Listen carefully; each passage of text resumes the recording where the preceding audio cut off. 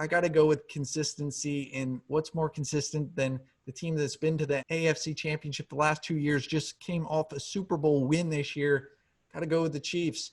Got to go with the Chiefs and Patrick Mahomes. It's going to be Patrick Mahomes, the new GOAT, against the old GOAT, Tom Brady. Brady versus Mahomes. So like I said back in September, it was going to be the Chiefs and the Bucs, GOAT versus GOAT. Hollywood scripted. Mark, are you excited as I am for this one? Oh, yeah, man. I mean, this is one that I don't even know if I want to throw too much skin in the game because I just want to sit back and enjoy it. I don't want to sweat, man. Like, this is like, how do you pick? So just going to go right off the bat and let you know my money line pick. I like Chiefs to win. Can't go against Patrick Mahomes. I love them. Man, made me way too much money last Super Bowl, so can't go against them. However, I think there's a bet for me personally. Like I said, I want to sit back and relax and enjoy. That's a little juicier than minus 160. I'm just going to do a 7-point teaser. Tease the Bucs to 10. Tease the over to 49. And sit back and let the game unfold, man. And just relax. And I'll just put down some nice coin on that one. I mean, what do you feel about this one, Thomas? Well, like I said in the beginning of the season, this was my Super Bowl pick, and my Super Bowl pick to win was the Bucs and Tom Brady. He's the greatest quarterback that ever lived, that will ever live. We'll never see a player like this. And I think that the Bucs have a better defense also than the Chiefs. I think they have so much team speed with Levante David and Devin White at the linebacker position to make plays. They've been making plays this whole postseason. They've been the hottest team the last 2 months in the NFL. I just can't pick against Tom Brady in this defense. And even the running backs, even Leonard Fournette has been on an absolute tear. I gave him a lot of crap in the beginning of the season, midway through the season. They were losing games because they weren't running the ball good. And he's been looking really good. And I think that this team is bound to win this Super Bowl. And I have a $2 bet. As you know, it's an incredible parlay. I had the Alabama Crimson Tide to win the NCAA championship, the Lakers to win in the bubble, the championship in the bubble, and now the Bucs to win this Super Bowl. So I have a $2 bet to win almost like $500. So I'm not even gonna bet this game just because I have so much riding on that. But I'm riding with the Bucs. If I didn't have that amazing pick, that is my play. Bucs money line. It's what, plus 140 right now. Yeah, plus 140. And yeah, I mean, that is absolutely remarkable. So you definitely shouldn't even put a penny on this game. Like bonus funds, nothing. Just relax. I mean, I have the Bucs future at plus 700 to win the Super Bowl. So I do have that. And that's why, like I said, I don't really want to put too much into this one. That, like I said it 2 or 3 weeks ago, Packers was a hedge for me because I had the Bucs go to the Super Bowl. I have them to win as well. So yeah, I mean, I like Chiefs. I'm rooting for the Chiefs. But at the end of the day, I will make money if the Bucs win, and I am putting my money on the Bucs. Gonna tease, like I said, that's my play. I think that's when you just sit back and you relax for the Super Bowl. You can do a money line play, whatever you want. I don't see the Bucs losing by 10 if they lose. No way Brady loses by 10 in the Super Bowl. And 49, I mean, come on, man, against these two guys. Also, sorry, really quick. All this talk about Brady scoring 3 points in 9 Super Bowls in the first quarter, I expect a touchdown out of Brady, so I do like first quarter over at 10 flat because Chiefs are at least scoring a field goal, if not a touchdown. So that's another little prop for you guys. First quarter prop, over of 10 flat.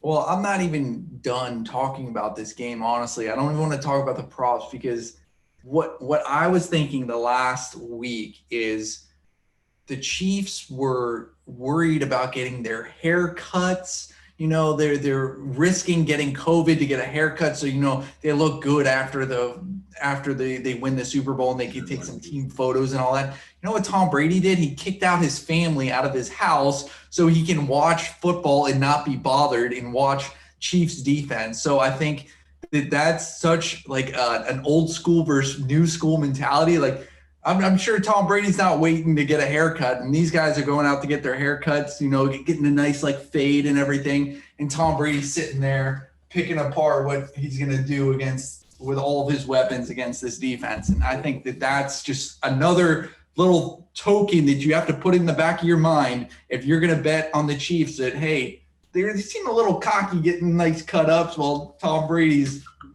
taking notes and ready to go. Absolutely. I'm 150% on board with you on that one. I do think the Chiefs are a little bit arrogant right now. Like the whole Travis Kelce, Tyreek Hill, oh, they must have forgot who we were thing. I'm like, man, everybody that's been saying, oh, we want Brady and this and that, even talking mad crap. Just shut your damn mouth and win the game. All right, go out there and play some damn football. I wouldn't be talking about they forgot who we were. Nobody forgot who you were. Okay, maybe gamblers did because you haven't covered the spread, but nobody outside of that has forgotten who you were. And even gamblers know who the hell you were because they probably put you in their futures to go to the Super Bowl. So that was something I really didn't like. I'm turned off anytime teams talk trash like that, especially such an arrogant, immature manner. So, like I said, man, that's why I'm putting my money on the Bucks. Like I can't, I don't want to sweat. And I also thought I saw something. I think it was Levante David or one of the linebackers that got snubbed from the Pro Bowl, and he was like all mad, saying, "Oh, I didn't get into the Pro Bowl." Do you know which player it was? I don't remember. I think it was Devin White, but yeah, Tom Brady basically told him like, "Oh, we don't play this shit to play for Pro Bowls. Like we got a bigger goal." Yeah, I don't care about Pro Bowls. I care about Super Bowls. And I don't care if play the Pro Bowl. That's what it was. Like, it's like who cares? He's like, this is not the goal. The goal isn't an individual award. It's to win a Super Bowl. Right. And I think that this is going to be one of the best Super Bowls ever. Tom Brady's, all of his Super Bowls are always so close and crazy things happening, whether he wins or loses. So this one's going to be so fun to watch. And actually, there's a nice little stat that Brady is an underdog. He's 60% wins straight up, and 70% of the time he'll cover against the spread as an underdog throughout his entire career. That's not just a playoff or Super Bowl stat. So I thought that was kind of interesting that I saw. And I also think that this is kind of crazy that people, I've been watching these shows, and I don't really watch a lot of sports shows because I think a lot of these people are just talking heads that get paid because they played in the NFL, and you don't really watch it as psychotic as we do. That they're just names, but everybody, it seems like, are picking the Chiefs. And usually when everybody are picking the Chiefs or the favorite, that doesn't turn out. You never want to bet with, the panel. Those memes always come out with the whole panel. It's an old wash of old takes and old social posts. Like they come out and they right. Yeah. I don't know what you're watching though. I've been seeing a lot of people talking Bucks, man. I don't know. Like I've been watching a lot of CBS, for example, a lot of their air. I've been seeing a lot of people saying Bucks. I saw a couple of folks on ESPN taking Bucks. One thing that is really, really sketching me out, I didn't like when the book came out. I forgot what casino or whatever, what book it was, what sports book. When they came out and said we were very happy to receive this big bet. It was like a $2 million bet on the Bucks because so much money was coming out of the Chiefs. That kind of scares me. I don't think they're going to be so transparent and so friendly with you like that. Like, oh, we were happy to receive this because all the money's coming out of the Chiefs. They might be telling you that because they want, you know what I mean? Like that's, you get what I'm saying? Like it's just like a wrench that they're throwing out there. So again, I mean, like I told you earlier, I told you off air, last Super Bowl, the second the line came out, I was like, I'm putting a paycheck on Chiefs in the under. I haven't had such a strong lean or feeling in this one. So, I mean, throwing that wrench in there for me is only turning me off anymore. Definitely sticking with my teaser and, props, of course. I'm also worried about, the Chiefs, Patrick Mahomes being a little gimpy with his leg, with his head, okay, well, no. Let me hit you with some reality right here. They're starting left tackle, Eric Fisher, he's out. And who's starting? Mike Remmer. He is freaking awful. He got absolutely destroyed in the Super Bowl where it was Broncos, Panthers. He was on the Panthers and he got obliterated by Von Miller, absolutely obliterated. Cam Newton had no time because this guy could not protect him at all. And, this defense, I mean, it's not as good as that, as the Broncos at that time, but Mike Rimmer is 6 or 7 years older now, that was a little bit of time ago. So I think he's going to get obliterated on the left side. And that's why I'm worried about Patrick Mahomes. I'm not worried about Patrick Mahomes as a talent, and I'm worried about how he's going to be protected. And I know that this guy's awful because he played on the Vikings too. And I've seen this a guy I'll play a lot. And he's played in the NFL for like 12 years and he's played on like 14 different teams. So you know how awful that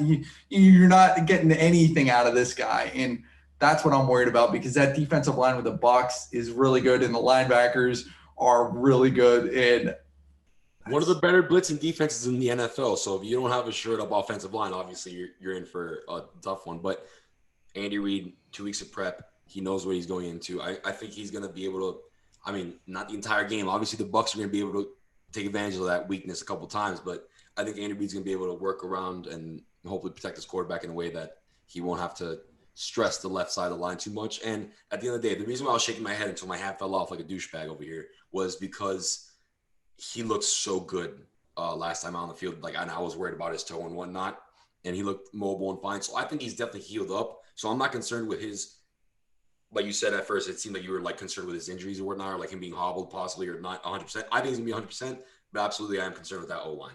For sure. I don't think he's going to be 100%, even with his toe, even with his head. I don't think you can recover from a concussion in 3 weeks and be like the same normal person. And I think the offensive line is going to be an issue with, like I said, Mike Remmer playing at left tackle because he's freaking awful.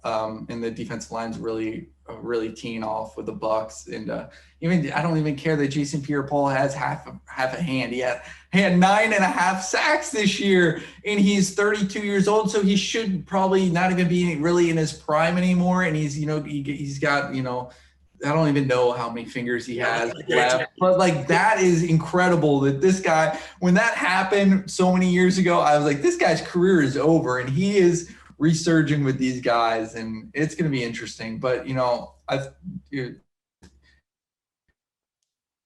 if we want to move on to the props, then I don't think I really have anything else to say unless you do. No, I'm down to dive into these props, man, and I'm going a little unconventional this year. I mean, yes, I'm going to do heads.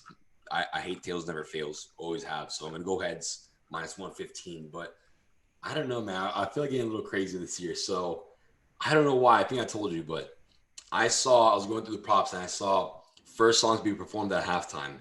And literally, I'm not a Weeknd fan at all, but the song Starboy played in my head. I was like, Starboy +400. So bam, you want a juicy prop lock? Starboy +400, first song of the Super Bowl halftime. There you go. I gave you a nice little pregame and a halftime prop right there. Nice little, in-betweeners. What do you got for me, Thomas? Let me hear. I mean, I don't even think I've ever heard a song just by The Weeknd, honestly. Like, I don't listen to the radio. Like, I listen to Spotify. I have it connected to all my things. So, like, I don't think I've ever heard, like, a solo Weeknd song. I've heard him on, like, features with other people, like Juice WRLD and all these people that, have featured him. But, like, I don't even know what that song is. So I'm going to stay away from that. But I really like heads. I'm loving heads. I saw something where, like, actually 6 out of the last 7 years, it's been tails. So it's got to even out, right? Gambling always evens out. I'm always saying that. It's like stocks, like it's always up and down. Like gambling's never on a straight path peak, like it's never that way. So I'm really liking heads. And what kind of loser picks tails? Come on. Like I've never been a tails never fails type guy. Even playing Madden and NCAA, I never take who takes tails. I feel it's just to go back to what we were saying earlier, fade the public, right? It's like the most public thing. Oh, tails never fail. Fuck you, the tails never fails, right? I'm going heads, -115, no juice, nothing extra, but definitely taking that. And like I said, I give you a pregame, halftime, end of the game. I'm going with lime, green, and yellow. +350 for the Gatorade bath, just because I think there's too much value. +350 to get, I guess, 3 different colors, if you will, or if there's any controversy, you got 3 different things you can rely on. So I'll go with that, lime, green, and yellow. I originally was feeling blue, but yeah, I don't think anybody really likes blue Gatorade. So lime, green, and yellow +350. Blue Gatorade, that's my favorite. What are you talking about? Glacier Freeze? But that's more like light blue. So I don't know if you're talking about like the, I meant more like the dark blue one. Yeah, that's what I was thinking. But you're right. The light blue is definitely one that I could definitely see being poured out. So, I mean, blue might be worth it too because you get dark blue and light blue. I don't know. You got to check with your bookie there. I don't know if light blue, regular blue, whatever you want to call it. But I'm going to stick with that with one of those bets too, but I'm going to go clear Gatorade or / water. It's on the same thing on Bovada. Shout out to Bovada. It's plus 625. And, I've been watching the Super Bowls for, almost 20 years. And a lot of the times I've seen players like filling up the Gatorade. They just get a Gatorade thing, and they'll show like an ISO of the players, and look, they're filling up the water, they're filling it up, and then are they going to get the coach?